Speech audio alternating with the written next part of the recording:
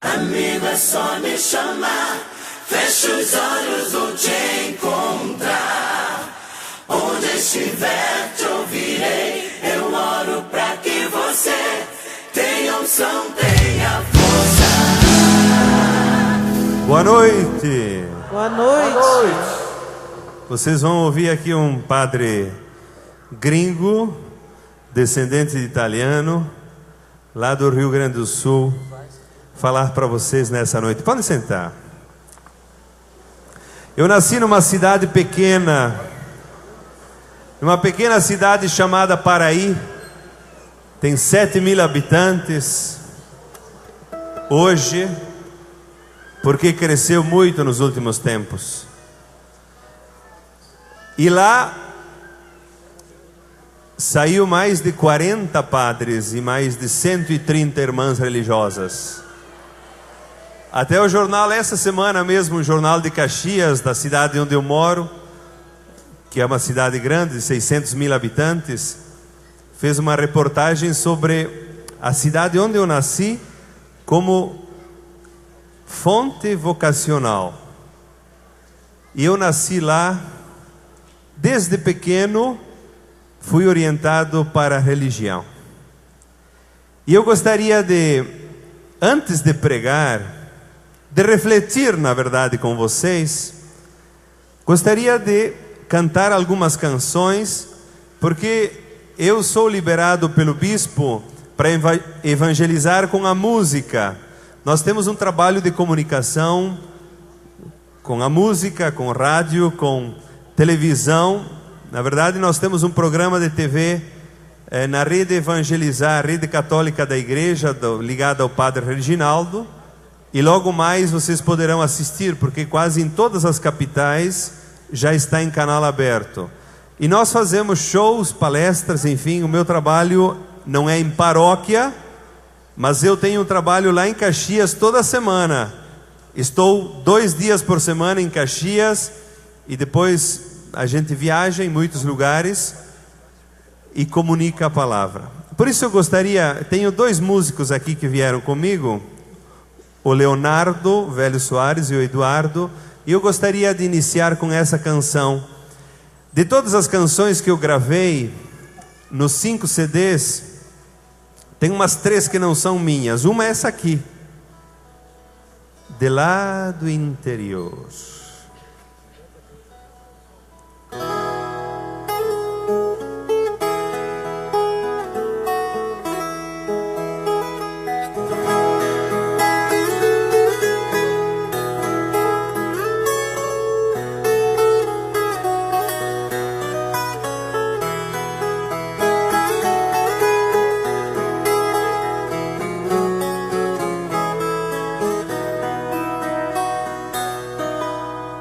Eu vim de lá do interior, aonde a religião ainda é importante. Lá se alguém passa em frente da matriz, se benze e pensa em Deus e não sente vergonha de ter fé. Eu vim de lá do interior e sei que a religião já não influi mais tanto nas pessoas. Sei que a televisão, o rádio e o jornal convencem mais cabeças do que um padre lá no altar. Mas deixa eu lhe dizer que eu ainda creio e quero crer que sem religião não sei viver, não sei viver.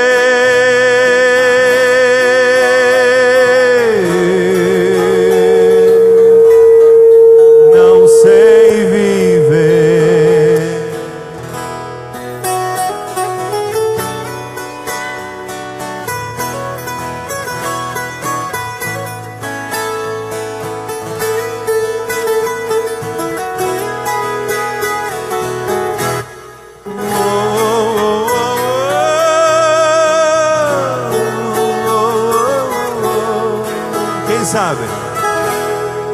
Eu vim de lá do interior, aonde a religião ainda é importante. Lá se alguém passa em frente da matriz, se benze e pensa em Deus e não sente vergonha de ter fé. Eu vim de lá do interior e sei que a religião já não influi mais tanto nas pessoas. Sei que a televisão, o rádio e o jornal convencem mais cabeças do que o padre lá no altar. Mas deixa eu lhe dizer que eu ainda creio e quero crer que sem religião não sei viver. Não sei viver.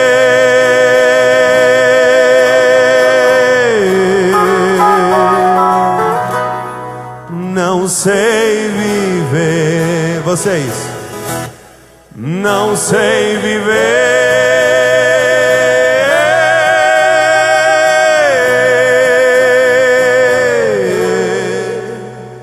Não sei viver.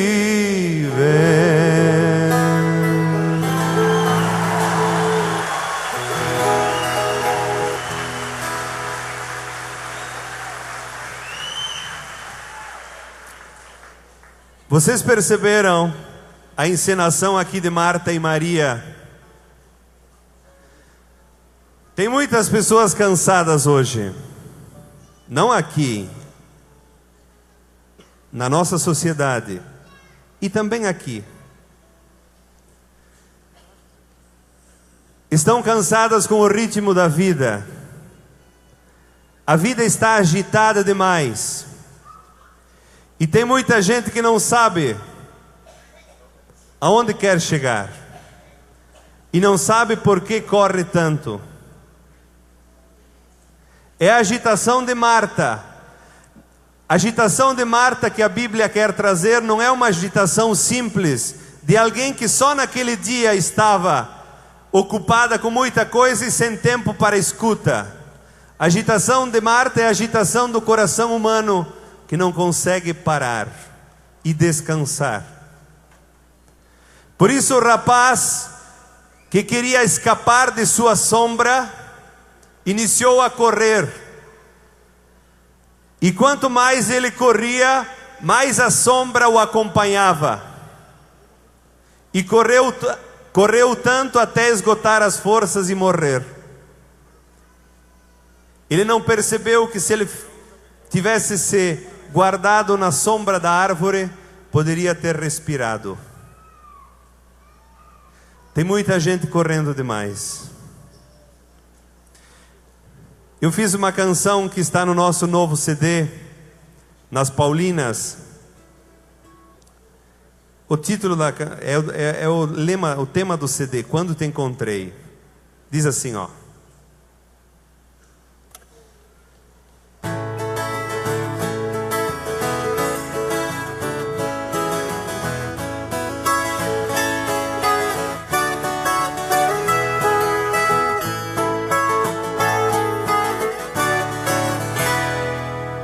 Estava bem difícil de levar, luz não conseguia vislumbrar, noites mal dormidas a pensar, as feridas eu precisava cicatrizar. Foi quando encontrei a tua força a me dizer: estou aqui. Quando na humildade abandonei as pretensões, se encontrei, deixei-me achar e percebi: tu és meu Deus, eu sou teu filho, és meu Senhor.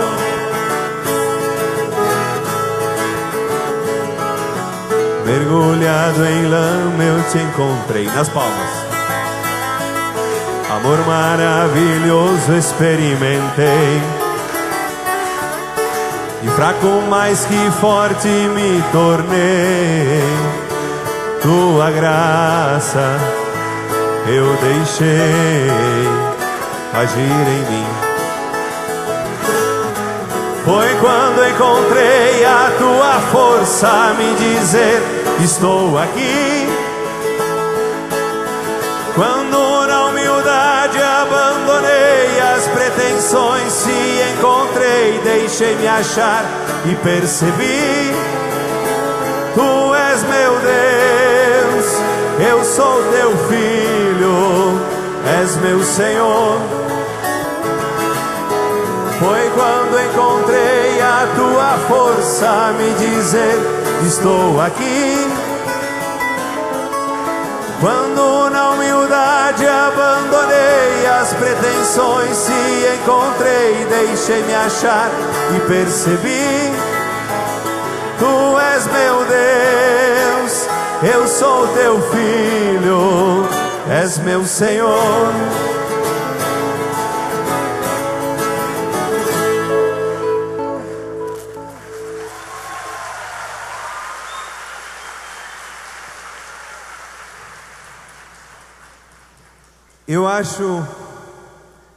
Eu tenho certeza que Jesus foi o homem mais extraordinário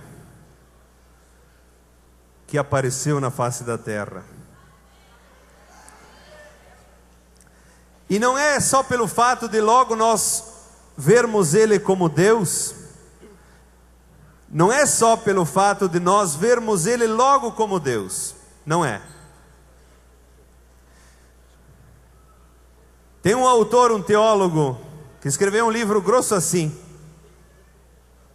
Jesus, o nome, o título. E ele diz assim, ó, vejam o que ele diz, olha a audácia do teólogo, é para fazer pensar.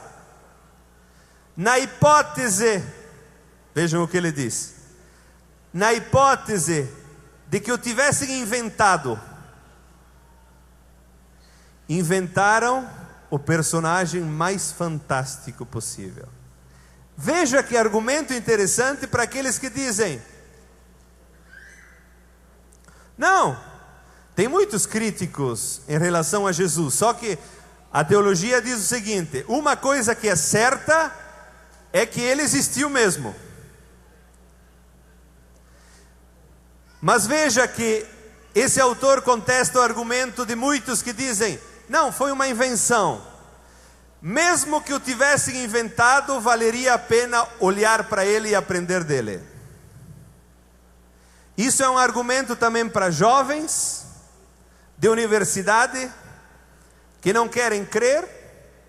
Olhem para Jesus como homem e vejam se existiu alguém que amou mais, que foi mais fantástico do que ele. Por isso eu fiz essa canção, Homem Bom de Nazaré.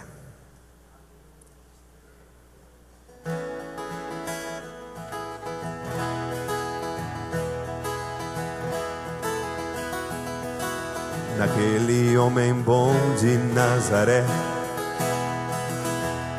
que veio anunciar libertação, o mundo jamais viu tamanho amor. Escutem a letra.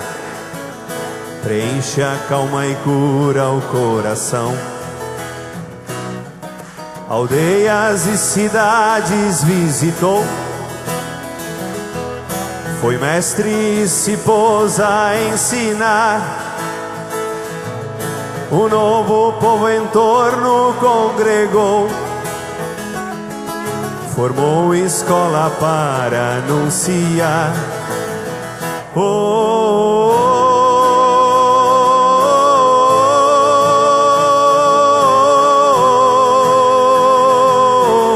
É fácil.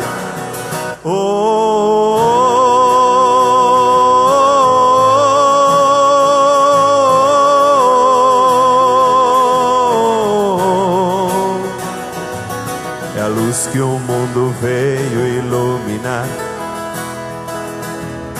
seu jeito de falar convence mais. Caminho para quem quer se encontrar. É fonte de água viva e traz a paz. É justo e vê no fundo a intenção. É a vida para quem quer mesmo viver.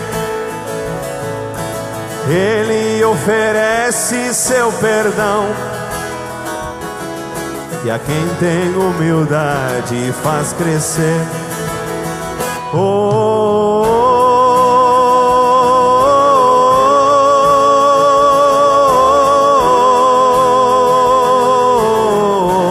Vocês.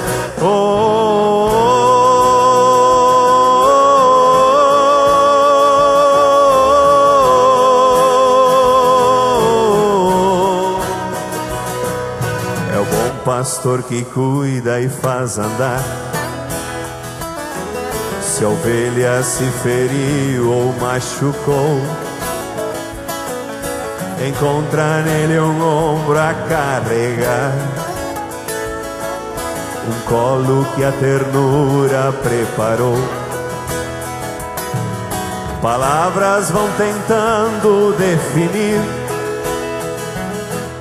aquilo que ele fez e o que ele faz.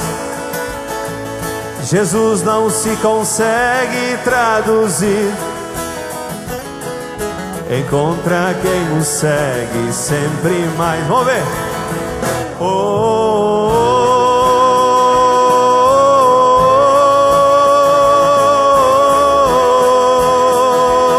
Agora pode palmas.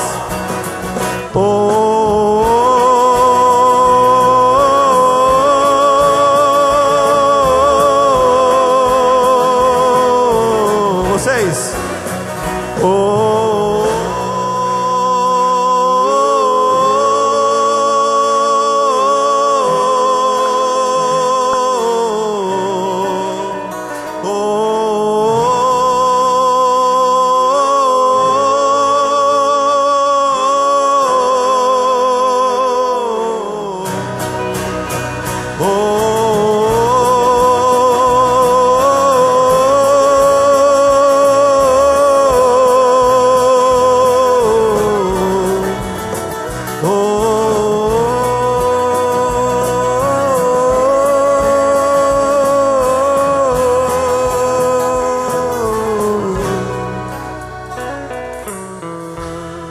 Banda boa.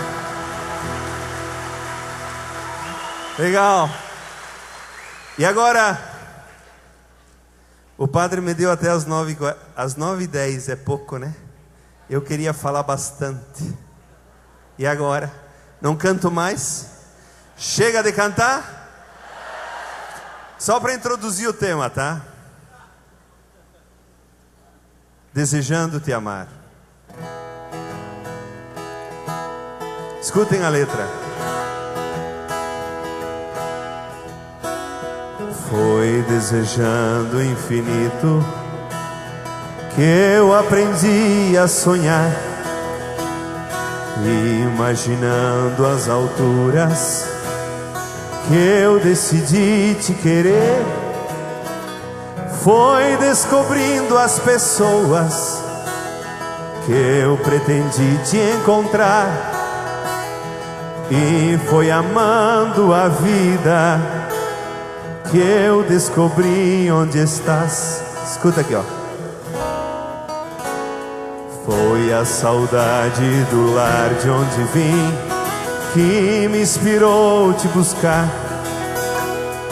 É meu desejo de estar todo em ti que me faz tudo perder. E não existe mais nada, nada que seja maior, nada mais largo e profundo que contemplar teu amor.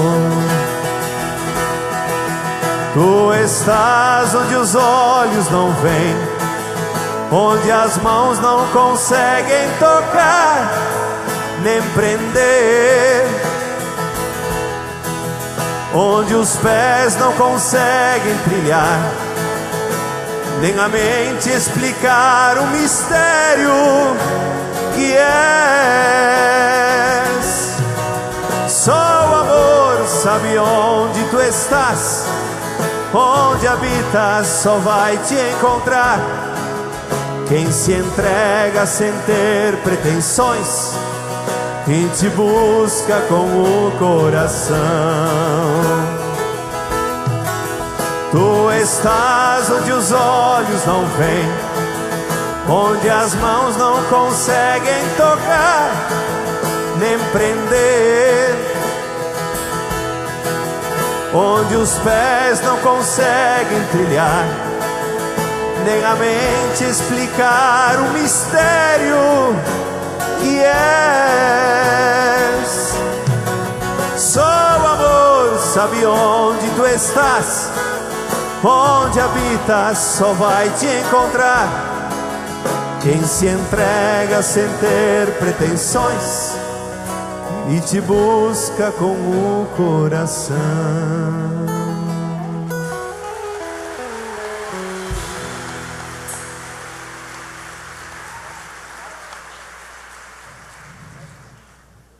Eu vou tentar ser objetivo, tá?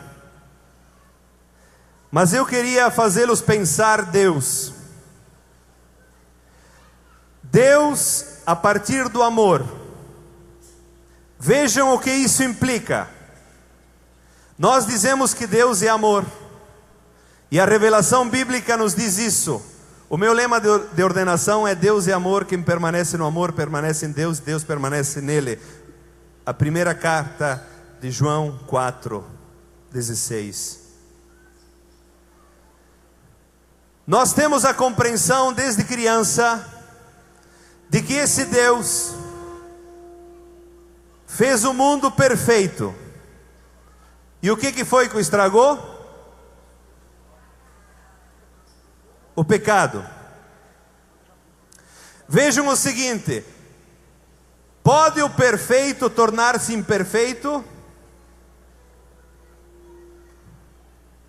Pode o perfeito tornar-se imperfeito? Não. Não. O perfeito não pode tornar-se imperfeito. Por isso o autor bíblico, ele queria compreender na verdade o mal.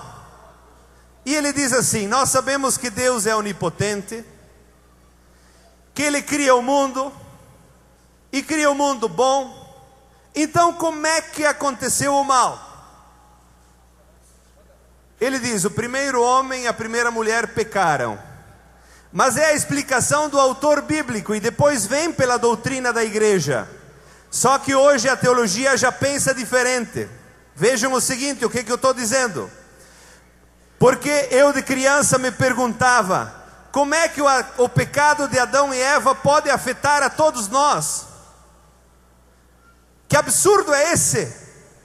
Que o pecado de dois podem afetar todos nós. Eu gostava de olhar os animais, eu era caçador, viu? Agora hoje não caço mais nada. Caçador de passarinho. Pensa. E eu dizia: olha aqui, a gente está caçando os passarinhos. Se Adão e Eva não tivessem pecado, eles estariam aqui do lado, eles viriam na minha mão. E eu tinha essa mente de criança pensante. E hoje nós temos que dar explicações para isso, porque senão a nossa fé fica sempre ingênua. Então a primeira colocação é: como o Deus onipotente, que cria um mundo perfeito e depois ele se torna imperfeito. Vejam que nós temos que compreender o que o autor bíblico quer dizer. E ele quer explicar o mal e não dizer outra coisa, porque o autor bíblico, ele era humano como nós, só que ele queria compreender Deus. E vejam o seguinte: nós temos essa imagem que Deus cria o mundo, tanto é que tem aquela imagem, Deus com os dedos e o mundo lá criando. Vocês já viram essa imagem? Deus com os dedos aqui, o mundo saindo lá embaixo numa bola. Vejam que imagem nós temos. E Deus está onde então? Fora. Fora do mundo. E quando Ele age? Quando Ele age? De vez em quando. De vez em quando Ele vem agir. E quando Ele age, então acontece um milagre. Quando Ele age, acontece coisa boa. E depois Deus volta para onde? Para o céu. Vejam que imagem nós temos na cabeça. Eu quero ajudá-los a refazer essa imagem hoje. Mas não vai ser fácil, porque eu tenho pouco tempo. Cantei demais. Então, olha aqui, ó. Deus cria o mundo e depois se retira. Essa é a compreensão que nós temos. E vejam o seguinte: nós dizemos assim, Deus é onipotente e pode tudo. E Ele poderia evitar todos os males. Temos ou não temos essa compreensão? E vejam o seguinte, alguém que pode evitar, a mãe que pode evitar o mal de um filho e não o faz, o que nós dizemos dessa mãe? Olha aqui, ó. A mãe está ali, o filho tem câncer na cama. E a mãe está ali fazendo o que pelo filho? Torcendo, rezando, fazendo de tudo, querendo rezar pelos médicos para que se iluminem, para que eles tenham o tratamento certo para o filho, para que esse filho possa viver. Então nós dizemos o seguinte: a mãe está fazendo tudo, e Deus que poderia fazer tudo, não faz. Me expliquem agora. Por isso, quando nós pensamos que Deus poderia evitar todos os males, é um pensamento errado da nossa cabeça. Porque esse pensamento não pode ser pensado. É como pensar num círculo quadrado. Existe um círculo quadrado? Não. Por isso, é uma construção do pensamento. Nós pensarmos que Deus... Vejam o seguinte, eu não estou tirando nada da onipotência, só que a onipotência tem que ser compreendida de um jeito certo. Porque se nós dizemos que Deus, e para Ele não custaria nada curar todos os cânceres, para Ele não custaria nada impedir os tsunamis, para Ele não custaria nada evitar os acidentes, então se Ele não faz isso, e Ele poderia... aí Ele não é amor, e não tem como sustentar que Ele é amor, se nós pensamos isso. Por isso tem que pensar diferente, porque Ele é amor. Ele é. E a certeza mais profunda que nós temos, é que Ele só sabe, só quer, e só pode amar. Vejam o seguinte, o que eu disse essa noite. Repita comigo. Deus só sabe, só quer e só pode amar. Por isso eu vejo o seguinte, ó.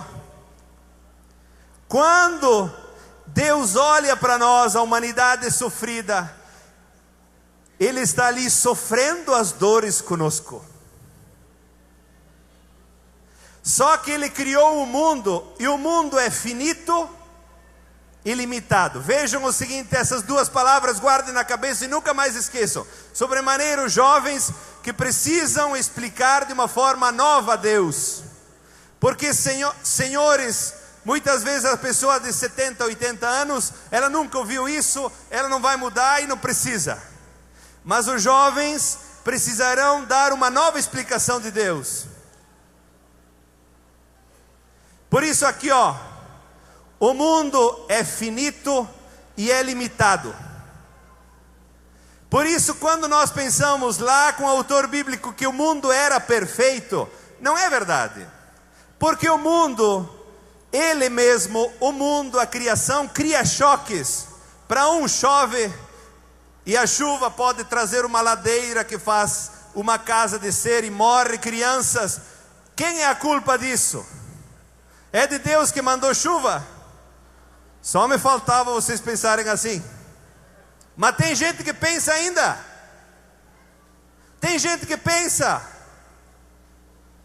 Por isso assim, o mundo é finito, ilimitado. E dentro da finitude, aquilo que é finito é carente.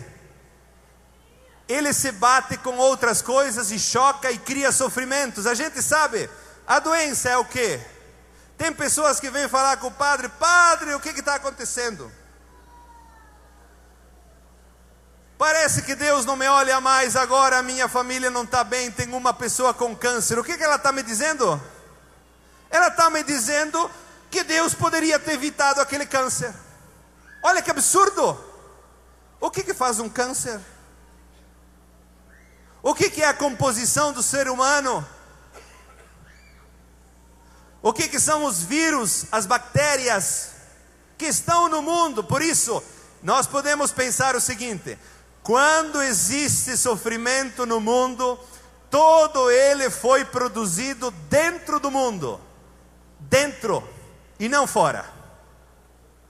Porque nós pensávamos até pouco tempo, e ainda existem muitas religiões pentecostais fazendo isso, só que eu acho uma linguagem pouco inteligente, de verdade, porque eu gosto de ler livros e eu acho pouco inteligente. Deus é o princípio do bem e tem aqui o demônio que sopra o tempo todo e ele faz o mal acontecer. Não. Embora o demônio exista, que é ação contrária a Deus, mas o mundo por si só cria choques, problemas, mal, enfermidades, catástrofes, tsunamis. O mundo por si só ele cria. Então agora o que acontece? Na finitude, no limite entra o mal.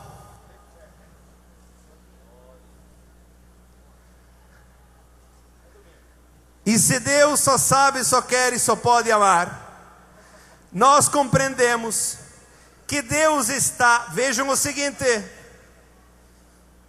Deus está o tempo todo agindo, o tempo todo, não perde nenhum minuto, está agindo na nossa vida, na liberdade do mundo, está forçando a nossa liberdade para que ela não entre, não busque o mal, não se enverede no mal, está forçando toda a realidade criada para que não aconteça catástrofes. Deus está agindo o tempo todo. Só que nós pensar que Ele poderia evitar tudo é dizer: esse mundo então não existe mais e existiria um outro que não sei qual é.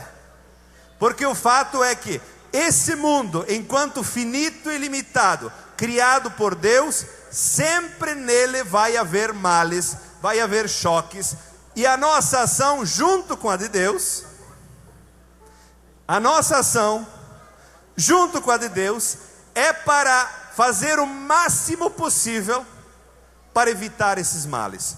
Como a mulher, a mãe que está aqui com o filho enfermo, e ela faz de tudo aquilo que ela pode, só que ela não pode tirar a enfermidade do filho como ela quer. E nós poderíamos dizer: Deus poderia, não dá nem para colocar essa hipótese. Por quê? Nós acreditamos que Deus está lá o tempo todo agindo nesse enfermo, nessa pessoa que tem câncer, antes que se reze uma Ave Maria para ele. Deus está lá antes que nós, porque senão aconteceria o seguinte: eu vou rezar uma Ave Maria para que Deus venha. O que eu estou dizendo? Deus, eu estou preocupado com esse doente, vê se tu te preocupa também. Olha que absurdo que é isso aí. Por isso, agora entra as consequências. Se Deus só sabe, só quer e só pode amar, essa imagem de Deus muda o quê?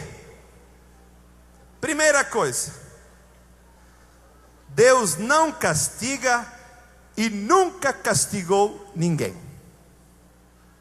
Concordam ou não? Concordam? Ou tem gente que pensa que Deus castiga? Olha aqui, a pessoa faz gato de sapato da sua vida, ela age livremente, ela faz o que ela quiser, a vida não dá certo e depois ela acha que é castigo de Deus. Olha que absurdo que é. Vejam o seguinte: em dezembro, eu precisei entregar um trabalho no meu curso de mestrado da teologia sobre Deus e sobre o mal na Bíblia.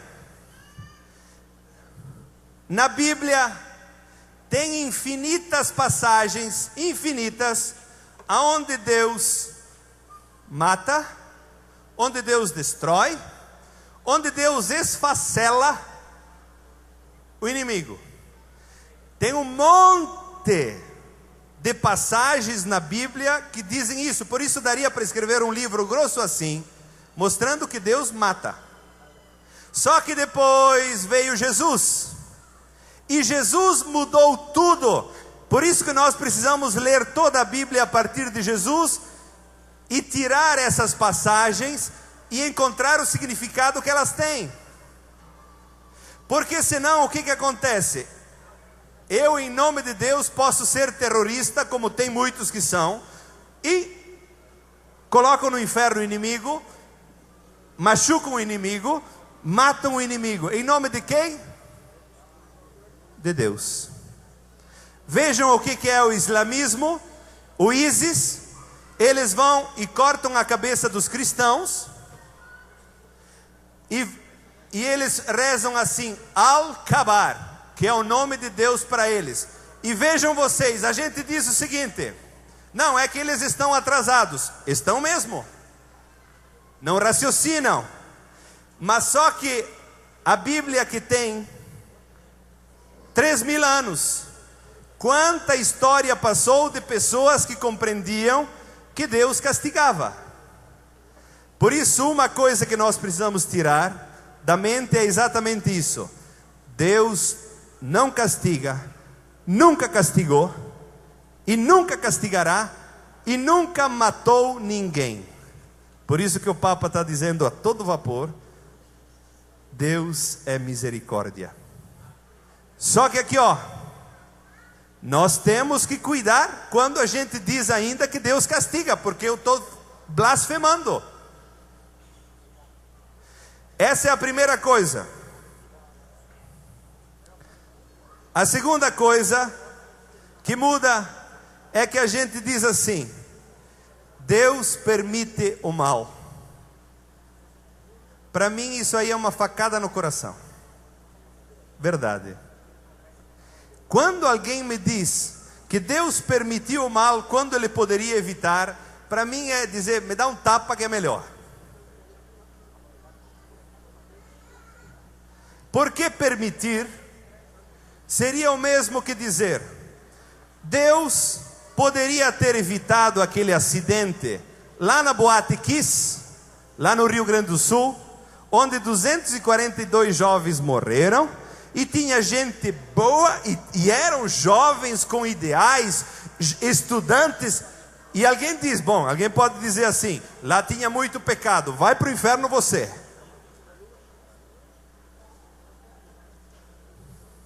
Não é assim que se pensa. Porque lá tinha jovens e morreram 242. E muitos pensam que Deus poderia evitar. Eu acredito que Deus estava lá, só que se Ele evita lá, Ele tem que evitar tudo, e evitando tudo, o mundo já não é mais mundo e acabou. Por isso, estou escrevendo isso, vou escrever um livro. Porque a teologia nova, um exemplo é um menino que ele quer ir na praia pegar sol, e a mãe diz o seguinte: meu filho, não vai na praia sem passar protetor, que você vai queimar a sua pele. O filho não ouve. O que aconteceu? Ele vai e se queima. Vendo que o filho não obedece, a mãe poderia fazer o quê? Ela poderia chamar um amigo e dizer: convence o teu amigo de que ele passe protetor, ou faça alguma coisa para que esse filho, pela liberdade, livremente ele não vá ao sol, livre. Mas se a mãe pegar o filho e dizer: meu filho, você vai ficar aqui, o que ela está fazendo? Ela está tirando a liberdade do filho. E Deus nunca faz isso, em hipótese alguma.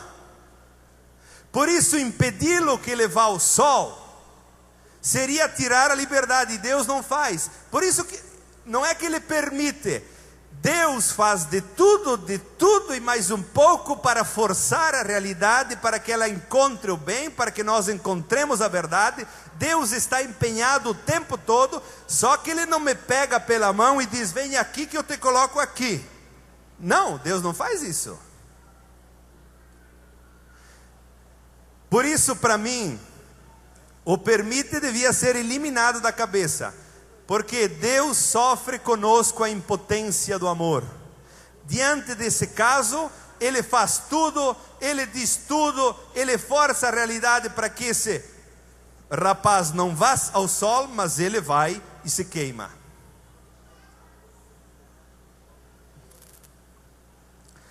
Outra coisa que muda na compreensão de Deus é exatamente a oração de petição, dos pedidos que nós fazemos.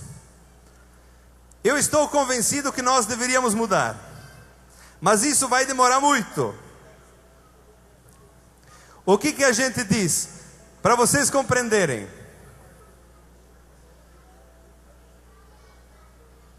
Essa semana eu postei uma foto de um adolescente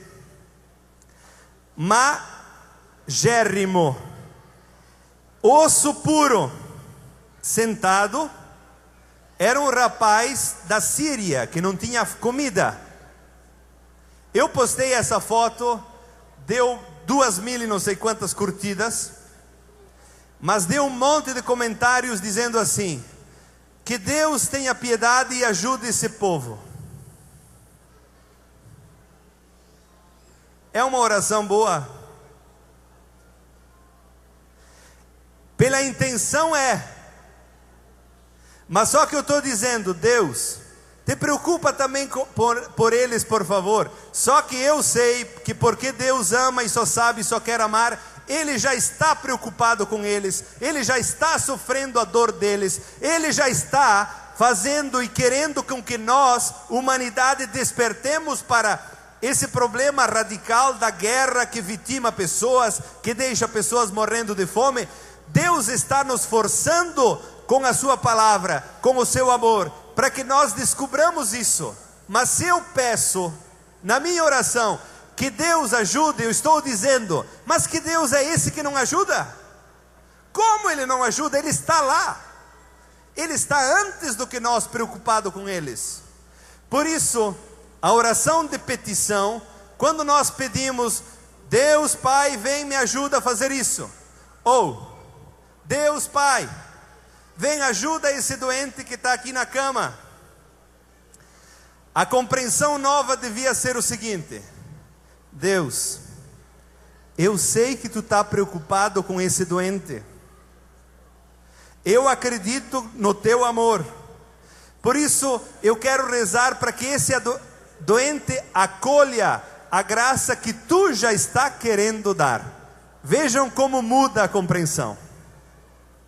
Não é que eu estou pedindo para que ele venha fazer alguma coisa. Eu estou dizendo: Senhor, Tu que já estás ali, eu quero que os médicos, eu gostaria que os médicos acolhessem a Tua presença, que os enfermeiros acolhessem a Tua presença, e que esse meu irmão também acolha a Tua presença de amor, que está querendo sustentar, curar, renovar a vida dessa pessoa. Vejam como muda a compreensão. Por isso, quando Jesus diz: pedi e recebereis, o que Ele está querendo dizer? Batei e se abrirá. Ele está querendo dizer: confiem em mim, confiem em mim, eu estou com vocês o tempo todo, eu não me arredo daí. Vejam se isso não muda na cabeça. É diferente do que pensar: eu estou aqui rezando e fazendo o possível, e Deus está lá no céu, e eu preciso convencê-lo que Ele venha fazer. Ele está convencido antes que eu.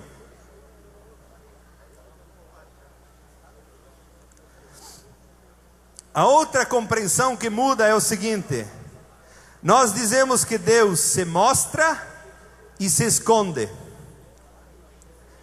Eu tenho convicção de que Deus quer se mostrar o tempo todo, porque quem ama quer dizer a palavra ao amado, e Deus sabe que a palavra dele é a melhor que nós podemos ouvir. Por isso Deus está o tempo todo querendo que nós percebamos a presença dele. O tempo todo Deus está querendo que nós percebamos a presença dele. Nós que somos duros e difíceis. Muda outra coisa também.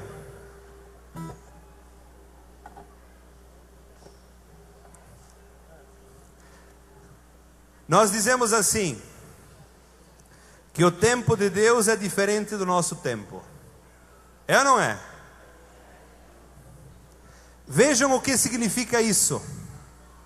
Nós estamos dizendo: eu estou aqui com sofrimento, a minha vida está difícil,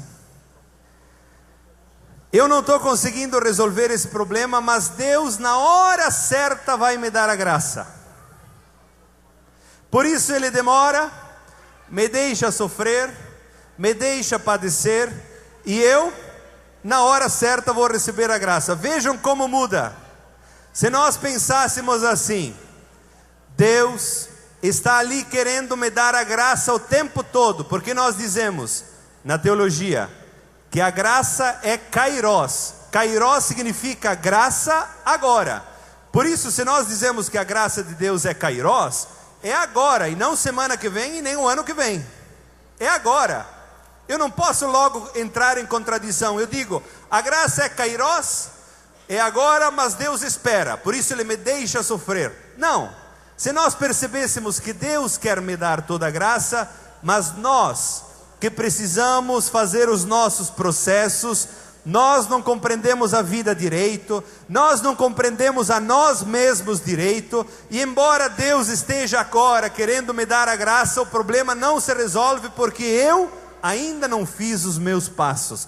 Vejam se não muda. Muda ou não muda? Então amanhã digam para todos que Deus tem seu tempo. Pode sofrer mais um pouco, que na hora certa Deus vai te dar graça. Eu tenho convicção de que Deus está ali querendo dar toda a graça, todo o bem, todo o amor, toda a força, só que a pessoa não consegue. Porque embora a gente diga assim, embora a gente diga: Deus, estou aqui, eu quero receber a tua graça, eu vim no cerco de Jericó, por que tu não me dá a tua graça? Mas eu posso dizer o seguinte, que a palavra que Maria sentou aos pés de Jesus para ouvir, é essa que abre. Muitas vezes uma palavra vale mais do que não sei quantas orações. A pessoa rezou, mas a pessoa não compreendeu. Esses dias uma irmã de 82 anos, irmã religiosa, veio conversar comigo,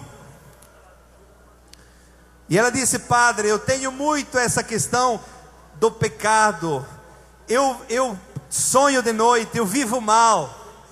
Eu ajudei essa irmã com 3 conversas, e ela me disse: padre, estou verdadeiramente libertada. O que libertou ela? A palavra que foi fazendo com que ela perceba uma nova realidade. E para concluir,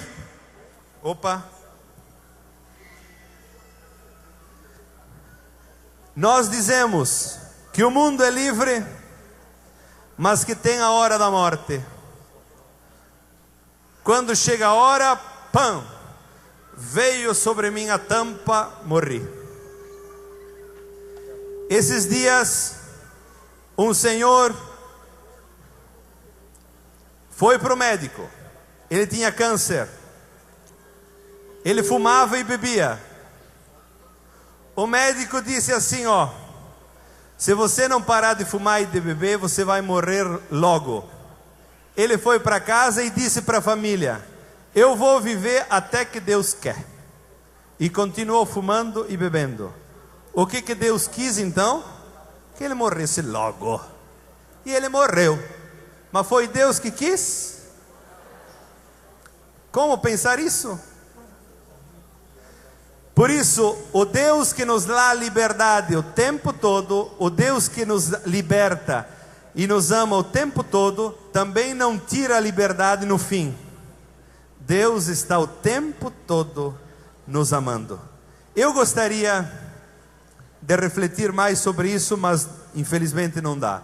Eu penso assim, ó, que essas pequenas palavras possam fazer vocês a perseguir um raciocínio onde a gente compreende que Deus é amor, mas com coerência do início ao fim, sem dizer logo que Ele castiga, sem dizer logo que Deus se afasta porque a pessoa não rezou, sem dizer logo nada disso. A oração é o respiro da alma. Por isso, na medida que nós rezamos, quando nós nos colocamos no silêncio, na oração, a graça de Deus que já quer agir em nós tem uma força muito mais potente. Por isso, nenhuma oração é para convencer Deus que faça alguma coisa. Ela é para nós percebermos que Deus já está ali, querendo agir, querendo nos curar, querendo nos sustentar. Amigo, é só me chamar, fecha os olhos, vou te encontrar. Onde estiver te ouvirei, eu oro pra que você tenha unção.